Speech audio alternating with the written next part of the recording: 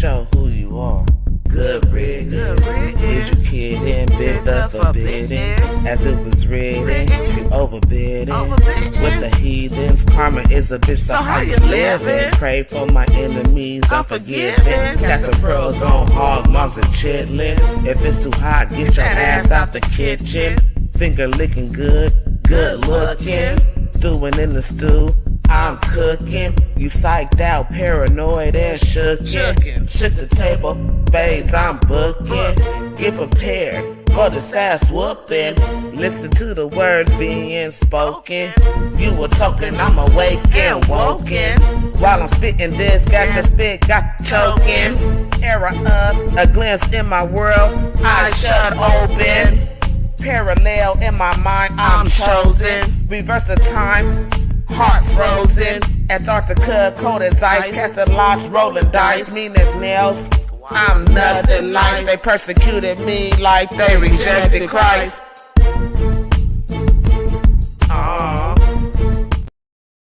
Alright. This is Mouth Off with Meika. You're now tuning in to Meika Wash and Mouth Off with Meika, and I got a special guest for y'all today.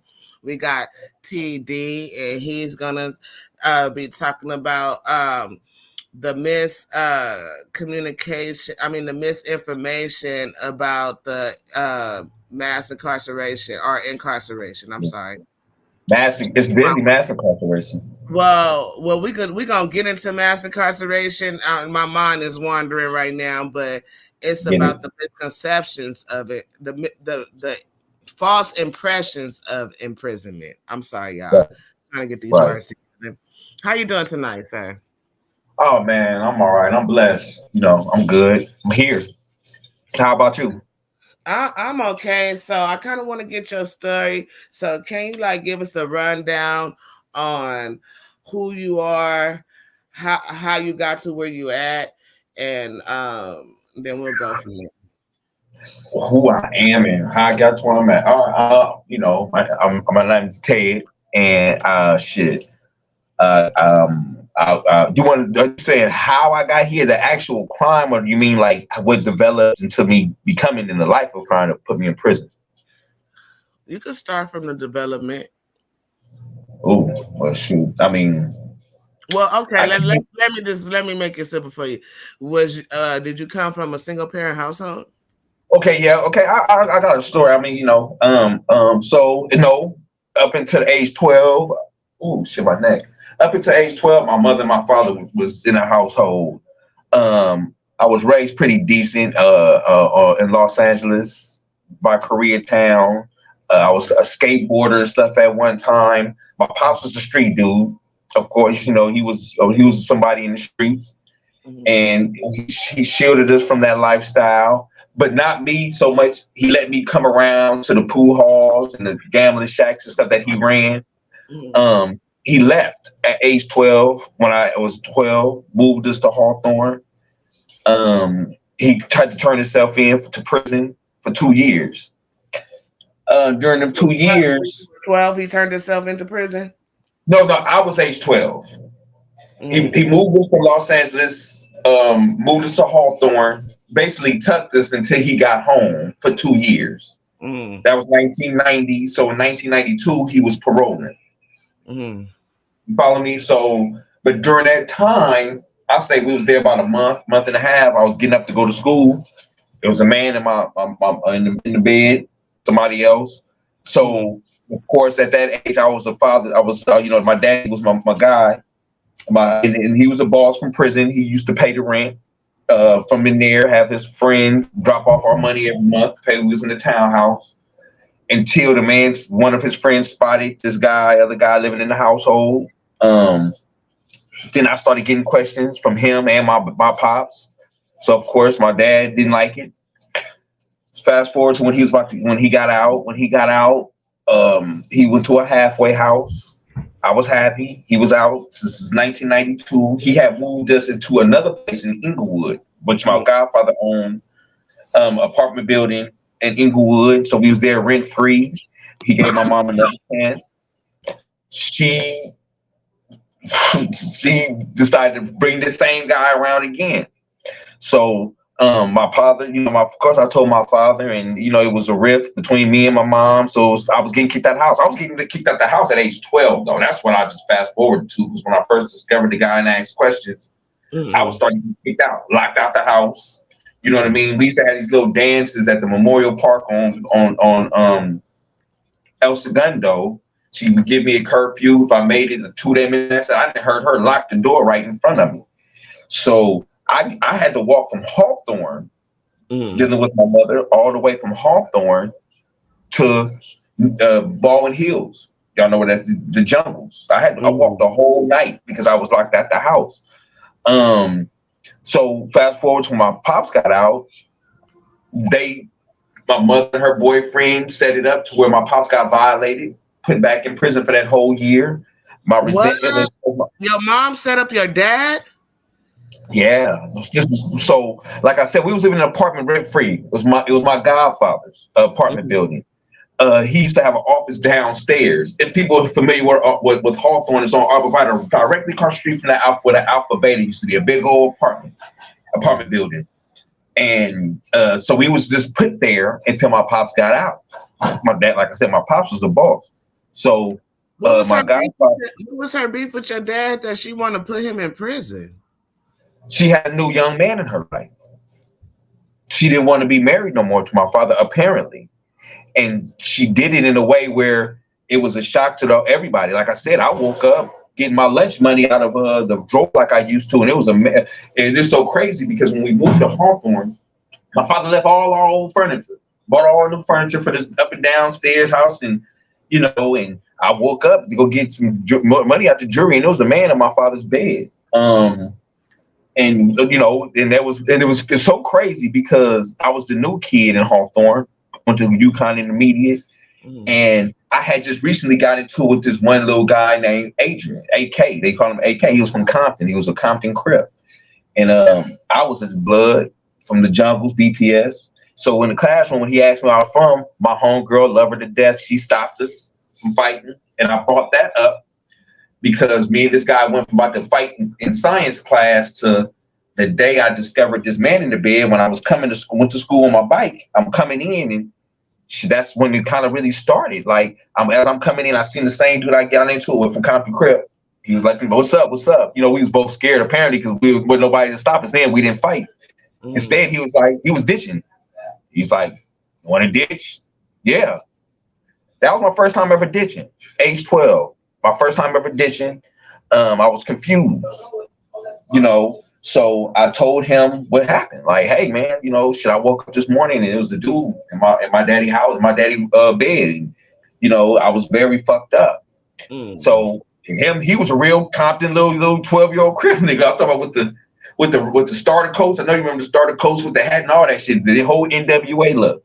So we just went to his house and he went and got his mama 38. And after school hours, we went back to my house. And when I went in, my mom I'd never forget it. My mom was frying some wings, and the nigga was sitting there on the couch, sitting right when I come in, the stairs right there. The nigga sitting on my daddy couch. So my boy AK Adrian, he goes sit down on the couch looking at him. He got the 38 in his jacket. This dude don't know. He just looking. He waiting for my mama to take the lead. I go in and ask my mama, "What's this? What's going on?" Mind you, every month for like a year, this white man, our daddy friend named Mark, tall white man, he drops off like $2,000 a month to my mama. Hey, here, just for the rent and everything. He give her the update. We went to go see my father in Chino, and so after a while, of course, when this man is seeing like it's a dude there, and then my daddy called like, "Hey man, what's going on with that situation?" But when I go in, I ask my mom about it. I'm sorry, I'm kind of jumping over the place. But when I asked my mom, you good, brother. I do want to reiterate because let me get this clear. You and AK was gonna fight at first, but y'all became homies. Is that what happened? Watch this though. I'm gonna fuck you up even more. That's my best friend today. He in Arizona, married for the last 17 years, got kids in Maricopa, and shit. That was one of the decisions I might make when I go home. But shit, he doing well. Still my best friend to this day. So when I asked my mother, what's up with this? She told me to stay out of grown. She said, mind my business. So after that, that's when the game started. Matter of fact, I think a few days later, I think, I was 12. I have a little brother who was 6 at that time.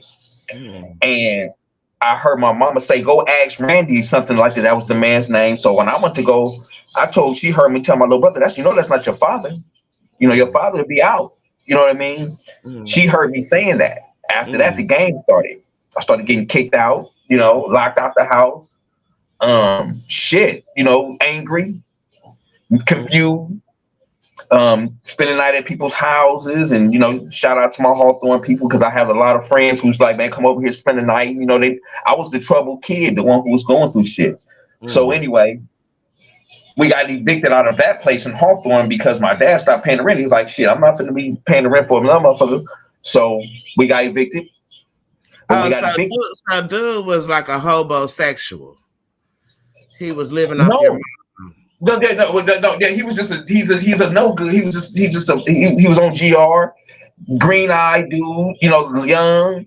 My mama wanted him. You know what I mean? So I was just her dude. She just adopted this motherfucker. So she just adopted a whole nother child, actually. Basically, spending our little county check on the nigga, all that stuff. At that time, I'm going to remember those townhouses when you go up the stairs, up under the stairs, you got the closet up under there. I'm talking about where my clothes is up under there, not getting washed. I'm going to school sometimes. It's just my clothes not fitting no more. She's not school shopping. What's that? But before my daddy left, I was spoiled. Like shit, we were spoiled. My school shopping, everybody knew my daddy had money. So this is a change. This is a change for a kid. You know what I mean? I'm getting embarrassed. I'm being embarrassed at this time. It's like everybody people going to after school, going to get burritos and stuff. I ain't got no money to, because she just checked out. She running around like a kid, partying with her friends, so shit. Like I said, so then when we get evicted, we get moved to Hawthorne. To Inglewood, to my godfather's place. My dad, being who he is, like, look, man, I can't have y'all homeless. He made a call. My godfather gave us an apartment on Vita, rent free. We there for a few months. Guess who popped back up? The guy.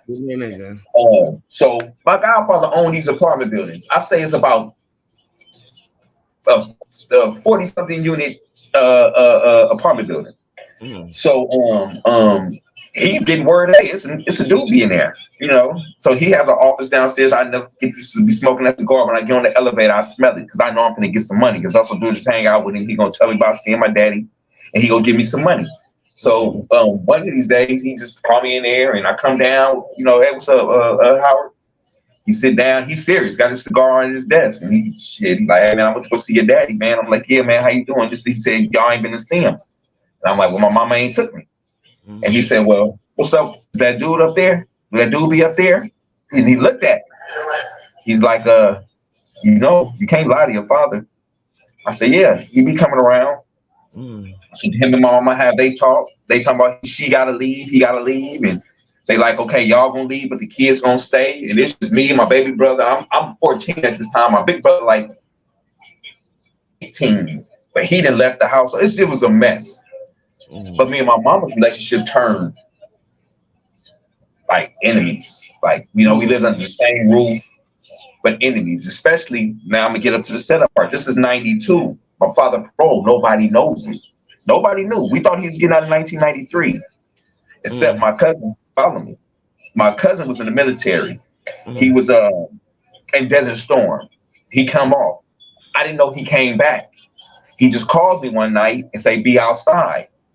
I never forget. This is the year. This is when Mary J. Blige 411 came out. And he got the K5. He come up pulling up with the K5 Blazer. He a military dude, but he's out the jungles too. You know what I'm talking about? So he come up beating, boom, boom, boom. Like get in the car, playing that Mary J. Blige. I never forget it. And we driving. So we going back towards. We jump on the freeway. We headed towards downtown. I'm like, where we going? For what? I didn't even know you was in town, let alone come to pick me up, right? So we drove to a building downtown LA. He parked in the parking lot. He leave. He come back. Oh, he get in the car. I see my daddy hit the corner. It's a halfway house. He didn't got out a year earlier. Yeah, right. So he like nobody knows, but my grandmother, rest her soul. He's like nobody knows. I'm out, this and that, So I said, oh shit, this is shit. He's like, where your mom at? I'm like, they at the house. So he just told me, he's like, well, listen, your big brother, y'all come tomorrow. Come in the morning. Come pick me up. So I call my big brother. Go back home. Call my big brother. I don't tell my mama nothing. And I'm like, hey man, my daddy out. He want me, you, and PJ, which is my younger brother, to come see him tomorrow morning. We go to the halfway house the next morning. We go pick him up. He asked me, what, my mama didn't already got word that my daddy out. So they leave. Oh, you got to see me. I worked on my neck is bothering me. But so she gets word that my father's out. So of course she gets scared, and they go to his mom's house. Over there in the 30s, like off of King and Second Ave by Marla's. I take my daddy over there. We go over there, I knock on the door. I see my mama car. By the way, this car that my mom and this guy driving around with, my daddy bought 2 years prior. Before, it was a little Plymouth Champ, a blue one. And so the car there. The car there, so we know my mama there. I go knock on the door. His little brother, he's my age. He answers the door. I'm like, is my mama here? He's like, yeah. He go get her. My mama come out. By the time my mama comes to the door, I look, my daddy comes already out the car. So he like, come here. She's scared, and he like, woman, don't act like that. I ain't never touched you. I ain't never hit you. Come here. He wants to talk to his wife. What the hell is going on? So here come dude. He come out with his skinny ass, but he brings his uncle with him. His uncle, big old swole dude named Fingers from Harlem. He come out. So my big brother jump out the car. Then dude's mom come out like, don't bring this here. My daddy being who he is, he said, man, I'm not here to disrespect. I just here to talk to my wife. So whatever it was, my daddy pulled my mama to the side, talked to her. He tell us, let's go. We jump back in the car and we leave. Later on that night, my cousin Angel, she calls me and she's crying. I'm like, what's going on? She say, Uncle Paul's back in jail. That's my daddy. I said, what? She said, your mama ain't call. Huh? The same night? The same night. That same night. The same damn night. She called me and she says, Uncle Paul back in jail. I said, why, what happened? She said, your mama called his parole officer. So, shit is crazy. So, I'm fucked up. So now he got to go back for another year. What? I've already drawn that line between me and my mom at this point, basically. So they said that my father came over there and vandalized the card shit, the one that he bought, by the way. But it's a little chick next door. It was so crazy. I run into this same chick a few years ago. She's on my Facebook page, just through another person. She lived next door. My big brother used to mess with her. And I never forget, she came and me and her was talking because I went back to that apartment on Arborvita, and she says, what happened with your mama and Randy, which is the boyfriend? They getting into it? I said, why you say that? She said, because last week I was in my room and I heard some windows breaking. And I looked out, it's a little side street. You can look out the side window, see a little side street right there. I think it's called Fur. And she said, and I looked, and it was Randy breaking your mama windows. That's the boyfriend. She didn't already call my daddy parole officer and told them that my dad did it. So they got so scared that they wanted to put him back in jail. So they did. So you can imagine what I was going through. That line was very drawn with me and my mama. I was living house to house. How is your relationship with your mom now? It's there, but it's not. You know what I mean? It's well known. It's documented with my wife, with my grandmother. She went to my court date on August 3rd. I didn't ask her to. And my mother is one of them people who should have never had children. She didn't want children. She didn't. But she suffered. She's bipolar. She had a nervous breakdown some years ago. That's why I did try to deal with it, because she broke down and realized she failed as a mother. Hold on for a second, man. Dude, what did you want? Y'all stop throwing rocks at my. You want to be outside? You want to see outside real quick? Look, these dudes throwing rocks at my window. Look, you see that? Wait a You minute. see him? You see him? No, I don't see them. Let me make it a solo layout so I can see. Oh no, don't worry about it. They went back in. They went back in. They went back in. Don't worry about it. No, So, let me get. What'd you say? I said continue. Yeah. So anyway, so now it's just the streets. Now my gang banging got serious because I was out there, So just started doing crime, and I was terrorized. I was, and as a matter of fact, do you remember that Mac 10 video when he ran out the courtroom on Full Life? I don't know if you remember that video. I gotta go back and look at it. Yeah, for those who've seen it, or familiar with it, and I'm not just saying this. He literally did that video after me because I was so messed up. I ended up running out. I got arrested for something. I got arrested for it was a carjacking. But what really happened was I bought a tagged car, and shit, it was tagged wrong. But the car was originally taken by a gun, by force. So I'm a juvenile, but I was grown. I'm selling dope. I pretty much had my own place. I had an older woman. I was 15, and I had a place on 139th and Doty by myself. But I had a girl. She was 19, going to Southwest College, and she got tired of living with her mama. So I put in her name, and I sold dope, and was going to Losing-Her High, and back and forth. Okay, so let's fast forward. How did you get in prison? Okay. My life of crime led me to I have family members who married to some Jamaicans, and I became a robber. I'm going across state, town, and all that stuff. So hanging around them, I developed the mindset of everything gets handled in the streets. They said caught in the street, Meika. You have to get caught in the street. In other words, the police come for us, we running, and then we shooting it out. I was in a lot of situations where it almost was possible that these things would happen. Everybody I was with was on the run. And I was into robbing packaging places because that's when people used to be sending weight out and all that shit. Mm-hmm. So we was robbing dope dealers. We was cowboys. We was robbing shit, and I was living good. I was 19.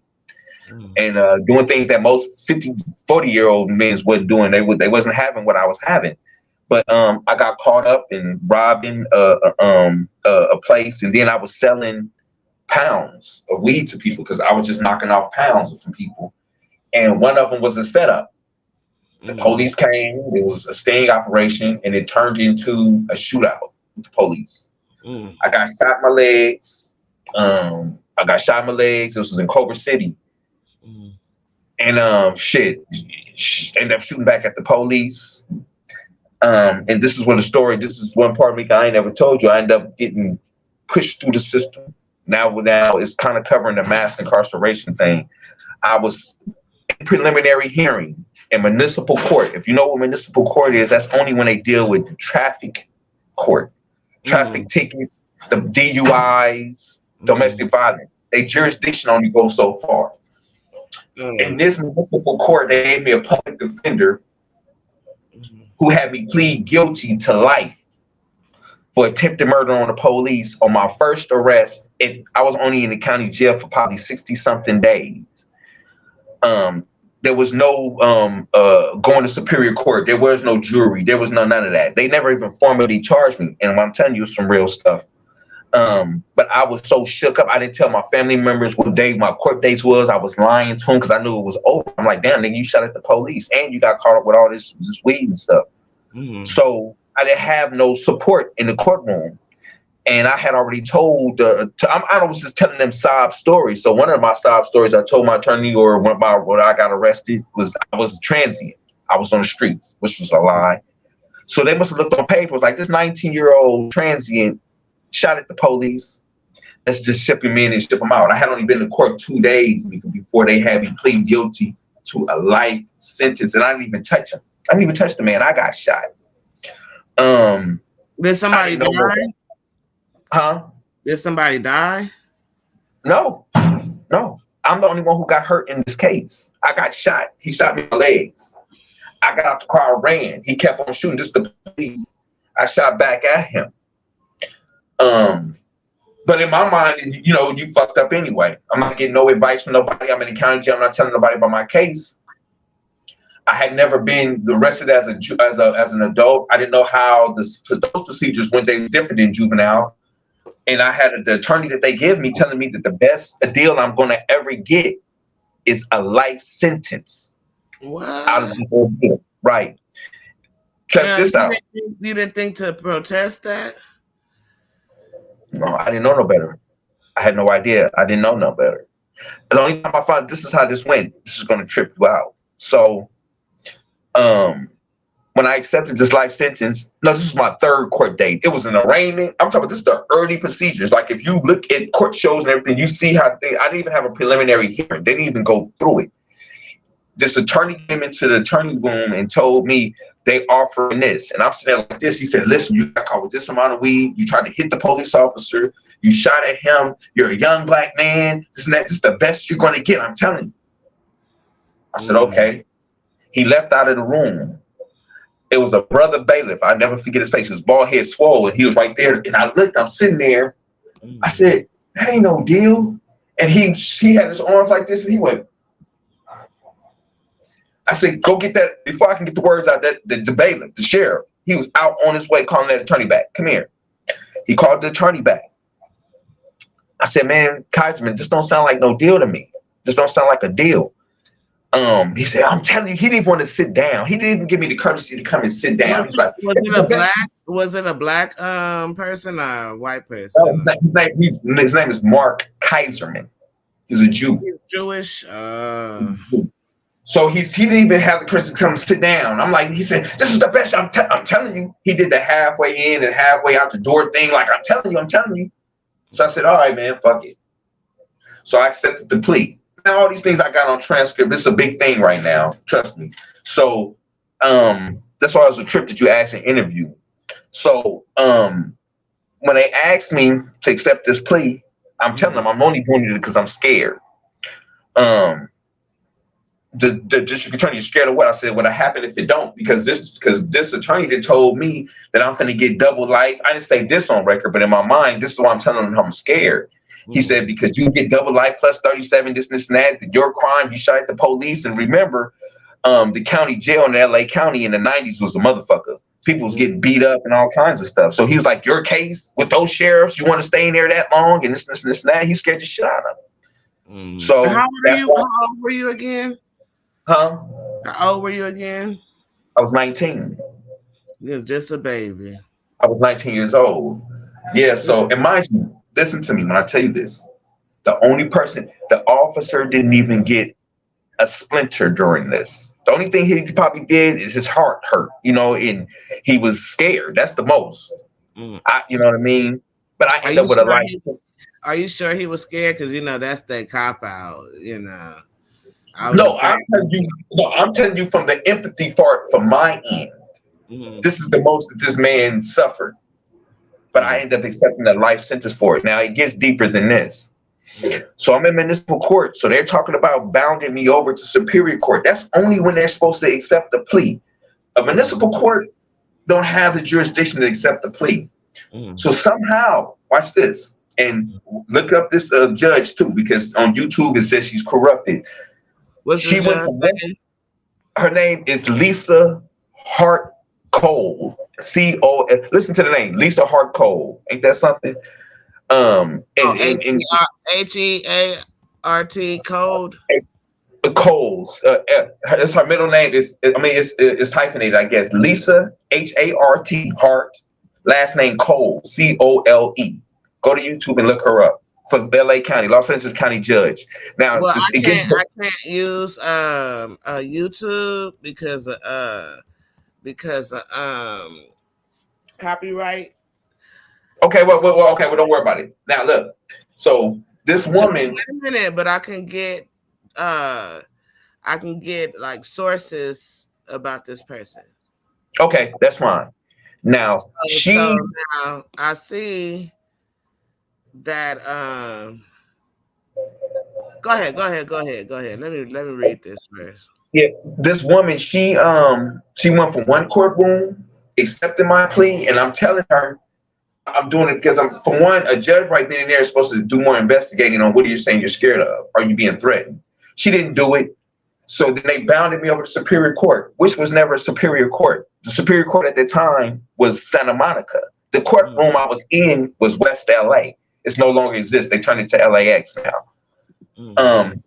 Instead, they just sent me to another courtroom and had her sentence me too. The same judge. She accepted it. She went to the room as a Superior Court judge and sentenced me. And during this sentencing, I got to tell you something. Before I came, okay, no, let me not, so you can keep up with me. Now, I accepted the plea in the municipal court. I went back to the county jail. My older homeboy from my neighborhood, he said, "What happened in court today?" And I told him, I said, "I accepted the deal." He said, "You accepted the deal for what?" This is the first time I don't talk to people really about my case because my dad was in prison at that time and he was telling me, "Don't talk to nobody about your case." So I said, "Life." He said, "What?" I said, "I accepted a plea for life." And he grabbed me through the bars and he said, "No, that's not a deal. That's not a deal." So he had the sheriff move me in his cell that night. He gave me a legal book, the Georgetown Journal, for me to look up how to withdraw my plea.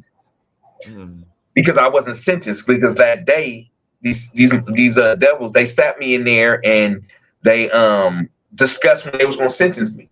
They decided, this is on December 5th. They decided, oh, we're going to sentence him to this life sentence on December 26th, the day after Christmas, because they had to go on their vacations and all this stuff. So December 26th, they had me back in court. But by the time they did that night, when they accepted my plea, I was hearing voices. I went to the floor they call 7200, where the crazy people go. I'm in four. They even strapped me in fours for a couple of nights and stuck me in my butt with with something to put me to sleep. I was just waking up to eat, and then they put me back in fours. So by the time I went back to court, because legally you can withdraw your plea if you didn't know what you was really doing. Real quick, is this the lady right here? Let me see. What you got on? You got to show me. Yes, that's her. That's her. What is? Let me see. Yes, that's her. Okay. Retired. Yeah. See, now look. Oh my God. Where did you find that? I need that. I need that. What do you need? The picture? Wherever you got that at, whatever that information, because I got stuff on her. Because listen, and I'm gonna freak you out right now because I was going to get to this. This woman wasn't even a Superior Court judge when she sentenced me. She had only been a judge for like almost a year at this time. My wife did a background check, of course. That woman wasn't even qualified to even give me a life sentence. And guess what? I'm gonna give you a kicker. If you're looking at it right now, she's never did criminal law, never practiced criminal law. She deals with property disputes, illegal evictions, and stuff like that. She was never even qualified to deal with a violent felony.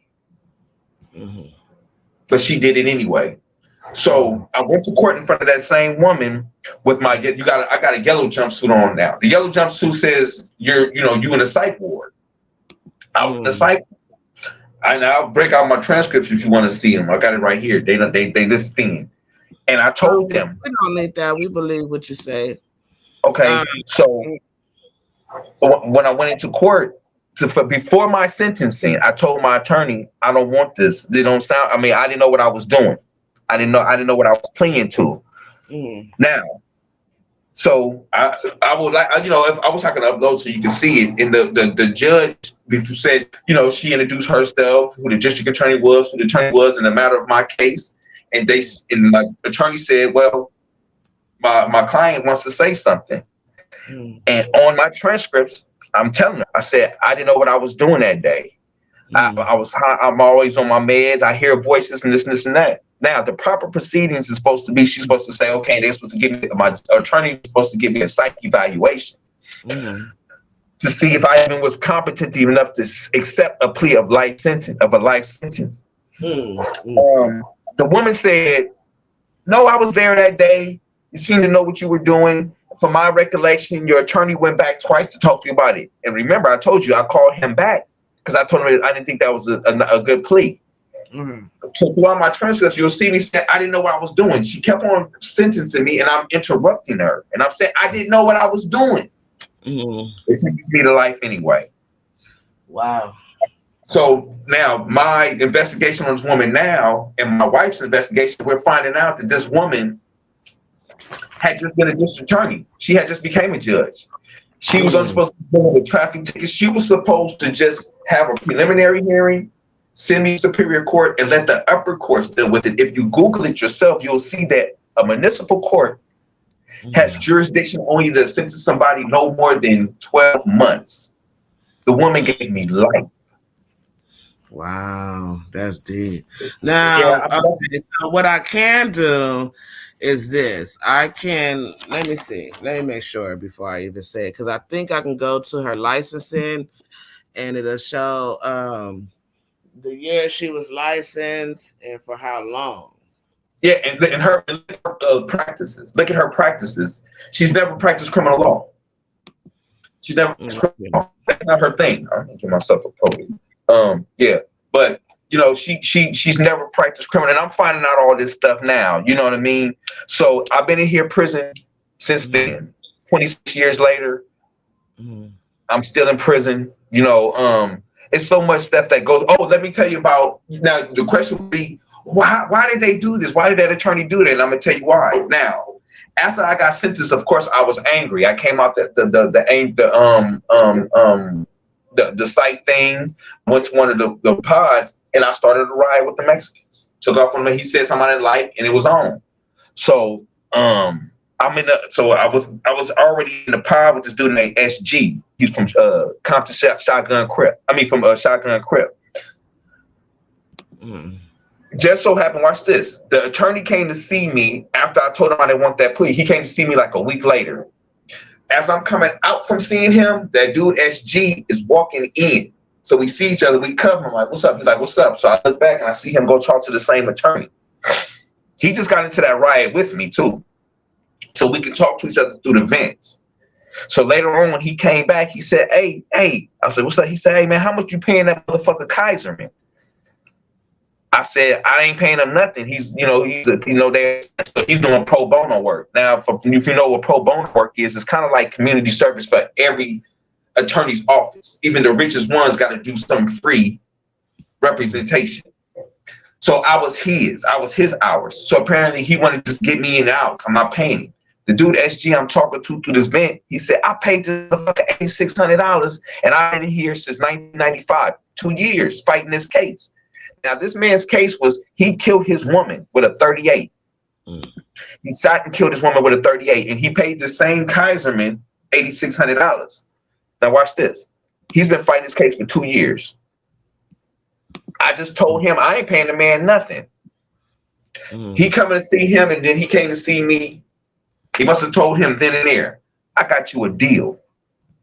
Let's fast forward to 2004.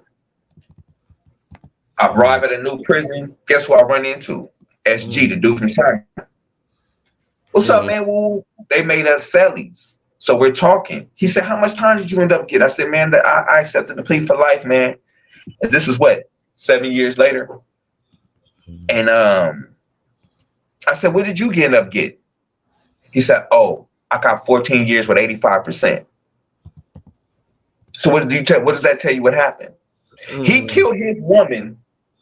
He got 14 years with 85% a week after they sentenced me to life. And I didn't even touch nobody. He paid the attorney, I didn't. I got swapped out. That district attorney made a deal. I'm gonna give you this life sentence here, but this dude who paid me over here that killed somebody, give him a chance to get out. So that's when we're talking about things that happen in court. That's one of the things. That's why you have all these 19-year-olds, 20-year-olds, especially from that era.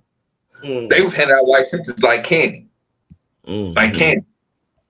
So, that's how I got here. Wow, that's deep. Have you ever heard of Khalif Broader? No, who's that? Oh, is that the young boy in New York? I think that's yeah. Yeah, and They then sent he him ended up to killing Rikers, himself. yeah, they sent him to Rikers Island. Yeah. So you watched the 13th.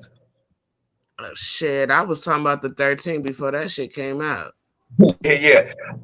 Okay. Now remember the story about my father. You know, I met Ava. Ava heard about the story about my father, did an investigation, and she ended up coming to see me. Yeah, exactly him. And she wanted to do a documentation on my life, a documentary on my life, because all the things that I went through Who and is she? Who is she? huh. Who is she? Who wants to do a documentation on your life? Ava DuVernay, the director of the 13th. You've seen Oh, the documentary, haven't you? yeah, I seen that documentary. Okay, yeah, she's the one who made that. She's from Compton.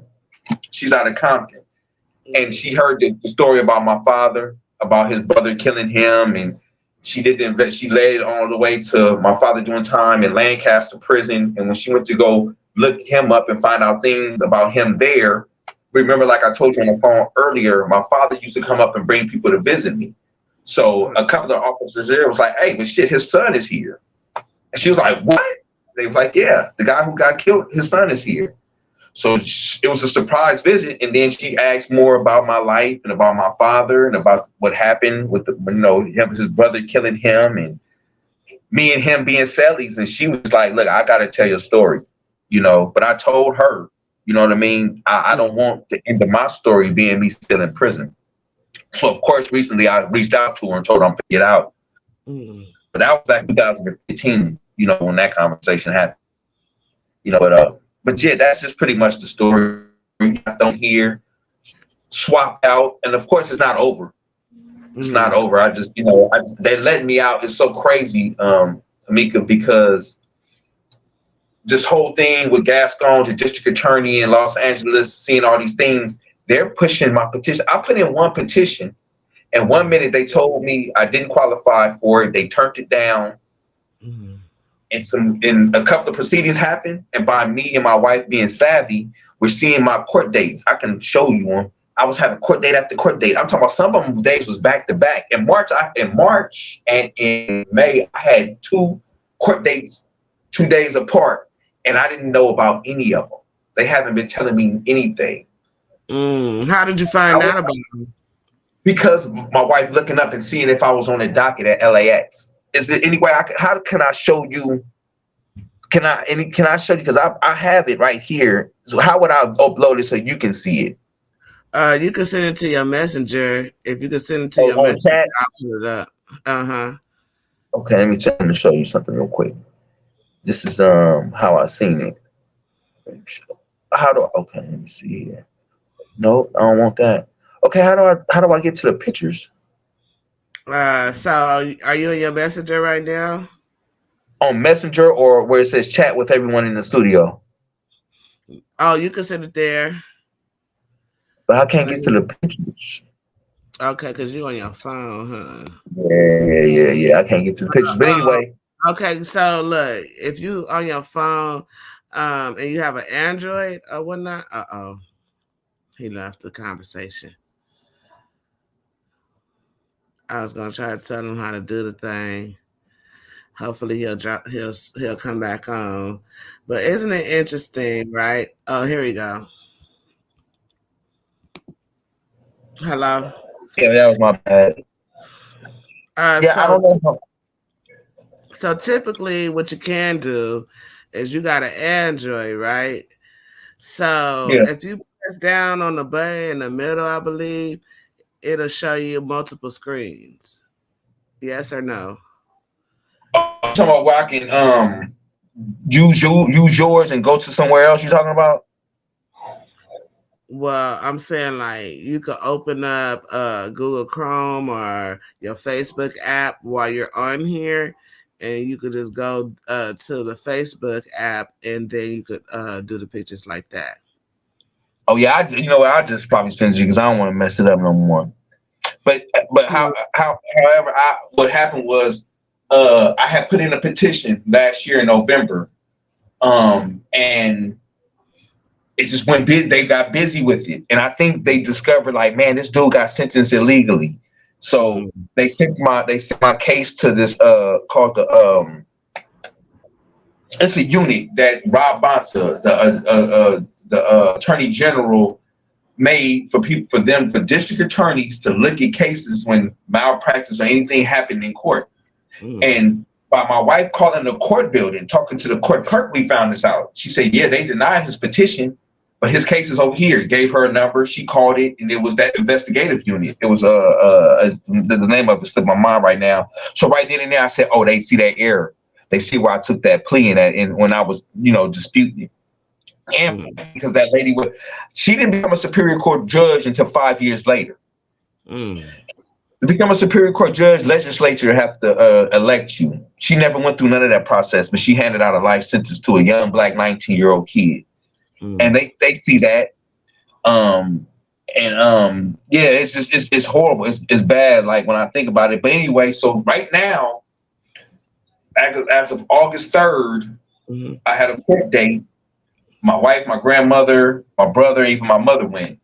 And it was crazy because that was the same day that my conjugal visit was scheduled. But we elected not to do it, that we needed somebody to go to court. Because mind you, I was seeing all these court without them telling me anything. It was at least 6.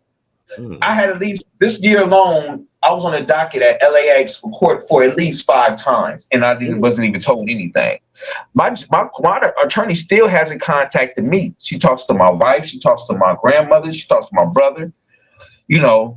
She is yet to contact me. And I talked to a constitutional rights attorney, and he said they don't want to address that. They're just trying to push you through. To the point where on August 3rd, when they went to court, my attorney wasn't even ready. She said she hadn't got my files from the prison. She was planning on postponing, I believe, until they went into the courtroom. My family sat behind her. And when they said in the matter of my case, the district attorney, a lady that was sitting in there, she didn't even talk. They said a man on a damn speakerphone was talking from the district attorney's office. Wow. And he said, in my model, such and such and such and such, we're not opposing this. He qualifies. Everything I ever wanted to hear, to where my attorney looked back at my family and said, oh my God, this never happens. Ain't it amazing to have a wife that's got your back to that extent? You need to, boy, I do the same thing for my husband. And so, but he never been to prison, but I'm just saying, like, we are researchers. We women by nature, we can investigate some shit. And that's my nigga. We gonna know what sin it is. We gonna know everything. We gonna know. I know I'm blessed. Look, I know I'm blessed. Man, mine's she do grunt work. You know what I mean? She's a good woman. She's a director at a medical facility. She live in Vegas. She flies. She just here Sunday. She flies, drives. When that court situation came, she flew. My big brother picked her up at LAX. They went to LAX court, and my brother said she was in there talking to that woman like, "So what are you going to do?" Yeah. So yeah, she's something else. You know what I mean? That's why I said I wanted that information because. What's that?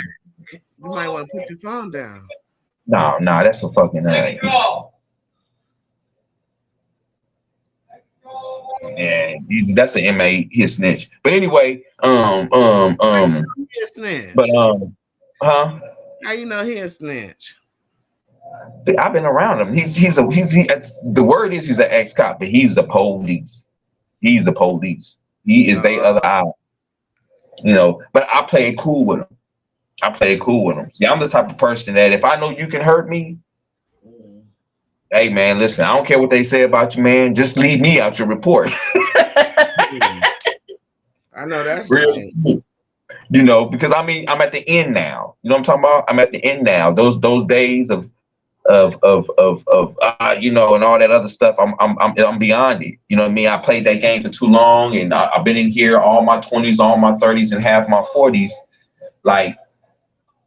The only thing I'm concerned with is getting home and building this life that I got, waiting for me, man. So anything else you want to know? Yeah, I got questions because he's a cop. How you know he's a cop? I'm curious now because he over there screaming. Well, but listen. See, the thing is this: when you sometimes you can just observe. When I say a snitch, I'm not talking about snitch on the case out there. Some of these dudes nowadays in prison, these dudes tell for sport. They'll tell to get themselves out of trouble, or just to be able to move around like he's doing. Where he'll do everything the police need him to do, he'll go do it, and to keep his little, whatever he got going on, his little movement. Hey man, this dude over here, this and that. And it's like, sometimes you just look at things like that. And it's like either you're gonna do something to him, or you're just gonna leave him alone or avoid it. This is my second time been on a different yard with the same guy. I believe he told on me before when I was smoking some weed, because he went up there and smelt it. And next thing I know, the cop that know that I smoke weed, and he come right around the corner. Because I seen him come by like how he just came by right now. I was blowing. And you could tell he smelt it, and he left. The officer was in his office. Next thing I know, he disappeared. Next thing I know, the office like he just roaming around that way, and he come up there like, hey man, this and that. But I told him, look, man, dude, I'm in this motherfucker 20-some years, man. Leave me alone. I'm smoking weed. And I ain't doing no other drug. You know what I mean? So anyway, but yes, you deal with stuff like that here. You know what I mean? Despite what people think, prison has really changed. It ain't got soft.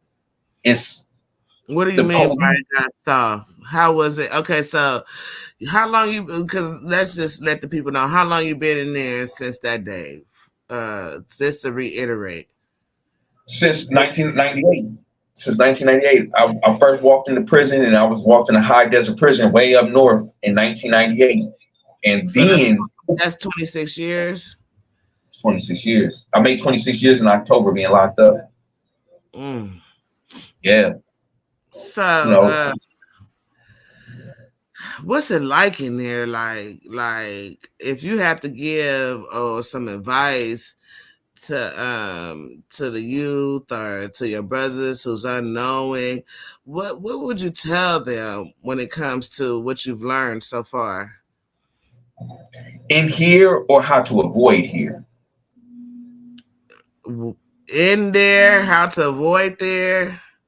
Both, I guess. This is what I'll say. I'll say this: prison is not like like what you see on TV. It ain't nothing here raping people and stuff like that. That probably happened in the 80s and stuff like that. Nowadays it's more controlled. Like this prison and stuff, it got cameras everywhere. Like if you watch 60 Days In, and it's when I say it's soft, the prisoners don't run the prison no more. The guards run it. And with the guard, I said it's no longer where the prisoners run the prison. The guards run this place now. To the point where it's like, they seconds from telling people when I'm talking about, because the spirit, the rough spirit that we used to have, or is taken out. A lot of the kids that's coming to prison now, they're really not built like that. You know what I mean? To be able to take on or demand to demand respect in here, or demand certain type of food. You see how they feed. I was trying to hurry up and catch you earlier so you can see what they feed us. And the spirit of fighting for your rights is gone in here. That's why I'm on my way out. Yes. What up, bro? Let me grab this real quick. What's up, bro? While he going to grab that, I want to share. I want to share a screen because I want people to understand. Because he's talking about when prisoners, it's not prison no more. The guards run the prisoners. I'm gonna mute you real quick, brother. But I want you guys to see the panopticon. That's a psychological thing when it comes to prisons. Brother, can you hear me? Hold on, let me unmute his mic. I was just going over panopticon. I don't know if you understand the structure of panopticon, but I learned about this. Huh? What is it? Okay, so I learned about this from someone that I knew that was in prison, and he told me to look it up. So the panopticon is a disciplinary concept brought to life in the form of a central observational tower placed within a circle of prison cells. From the tower, a guard can see every cell and inmate, but the inmates can't see into the tower. Right. Prisoners will never know whether or not they are being watched. This is a psychological thing. Hmm. You know, let me just Yeah, show the images that's of huh? that's crazy. So where's the, so is this something that's already done, or is this a, oh Lord, where's That's this at? Panopticon, huh? Oh Lord, that looked depressing. Look depressing. It's damn near like, I'm gonna tell you something. The structure on where I'm looking at the left is damn near like the prison CMC. If you ever heard of San Luis Obispo, Let me look that especially up. especially that project looking way, like a project. But you know, I'm gonna tell you Let me something. see You know, prison. Let me see.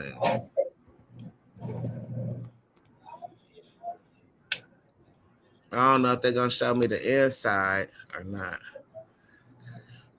They're not. you see how those are, see, I was at that prison. Me and my father was cellies at that prison.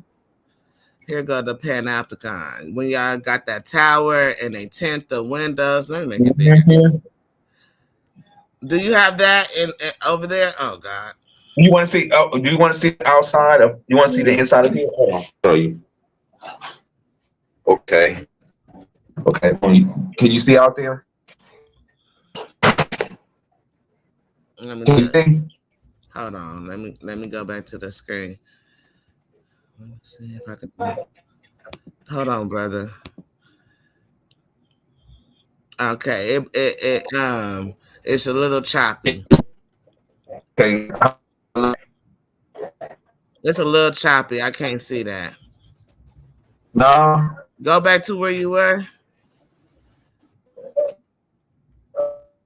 Can I turn the screen around? No, I can't. I don't think I can. You can. How? Let me see. See, let me mute my mic so I could I don't think I can. I can't well turn it around. we're gonna work out the technical difficulties. We might have to do a part 2 on this one. Yeah. I'm here. Can you hear me? Go back to your cell where you were. Can't barely hear you. Go back to where you had reception. That's where I was at. Can't hear you, brother. Let me see if I can text him and tell him go back to your cell. Let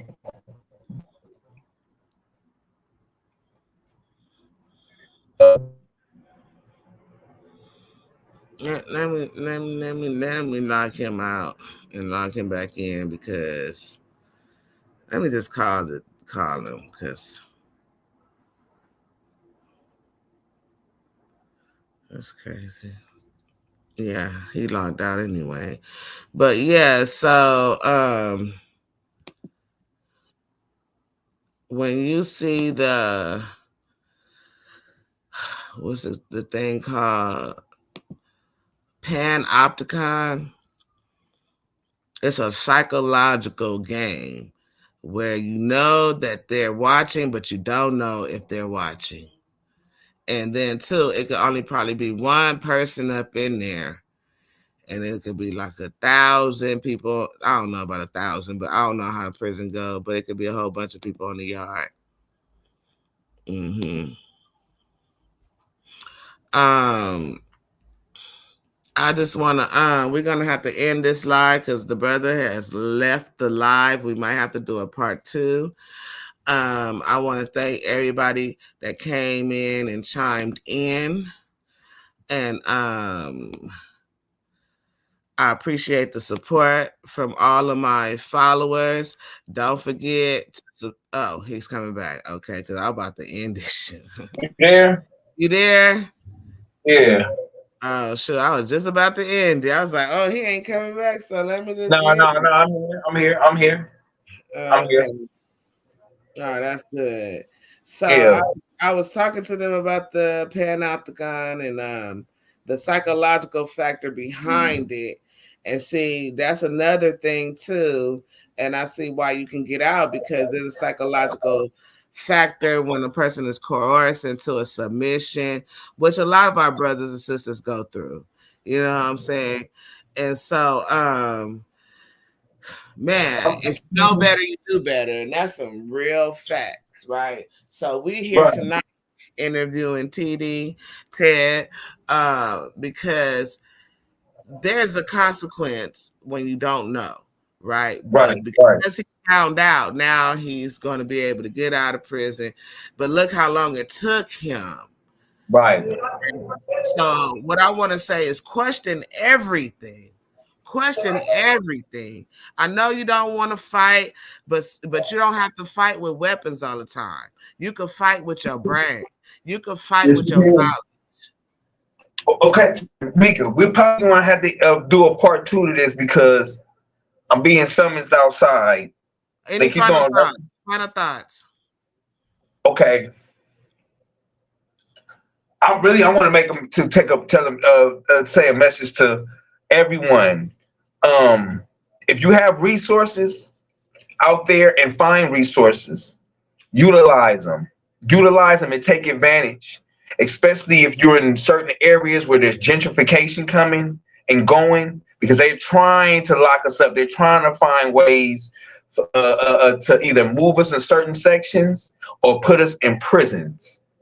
You know, the tides turn where Republicans, and when you have Democrats and Republicans going against each other, there's going to be a Republican generation coming, and they're going to be tough on crime again. They might be letting us out right now, but they're going to start locking us up again. And just know this: a trade, find a way to make yourself worth something to be able to financially take care of yourself on the streets, because it's just impossible to do crimes and get away with it now. There's cameras everywhere. There are people everywhere. If you see something, say something. You're not going to get away with it, and you don't want to be in here. You don't want to make the mistakes. If you have kids, if you have sons, daughters, be involved, man. Be involved. Don't neglect, and communicate. You know, because them type of things are the things that I lacked, or I didn't know nobody gave a damn enough. And you can end up in here like this after 26 years. You're talking to a person who, but before this, I had no violent crimes, none, stealing cars. I was a car thief. As far as on record, as a kid, I went from that to, hey, here's a license without even hurting somebody. As a matter of fact, you take some bullets with you. So, like I said, you know, that's just my thoughts for right now. You know, if we can do this another time, I'll be here. But I'm gonna talk. I know you can't stay on long, so we're gonna cut it short. But I always got time for you. Whenever you're ready, just hit me up, okay? For sure, man. Thank you for joining us, and I'm finna end it. And go ahead and handle your business, brother. And we're gonna take care of yourself, man. Campaign Free Ted. Thank you, baby. Thank you. I appreciate it. All right, go ahead, brother. All right, you have a good night. You too. So basically, y'all, y'all got the message. I want to give a shout out to the brother Ted for even doing this interview at such a time constraint. Just whatever situation you find yourself in, and you didn't do wrong, man, research it. Research the situation. Don't just take this for an answer. Get on your good foot and do the work, okay? Even if you have to start from the bottom and to climb to the top, do the work. And this is Meika Wash, and this is Mouthed Off with Meika. And shout out to the whole fucking show. Shout out to Paradigm Shift. Shout out to the Craigs and DMG. And this is Meika Wash, and I'm out.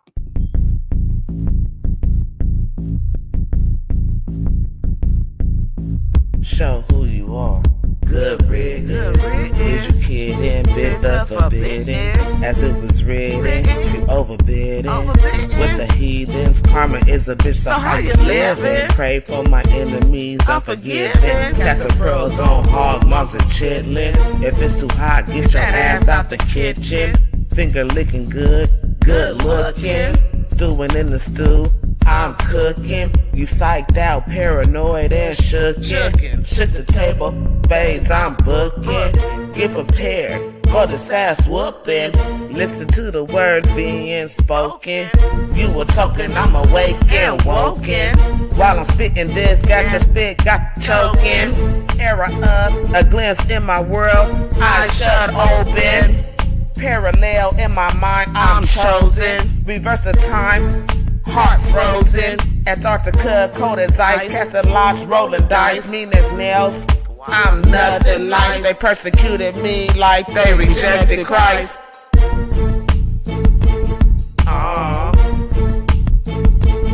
And show who you are.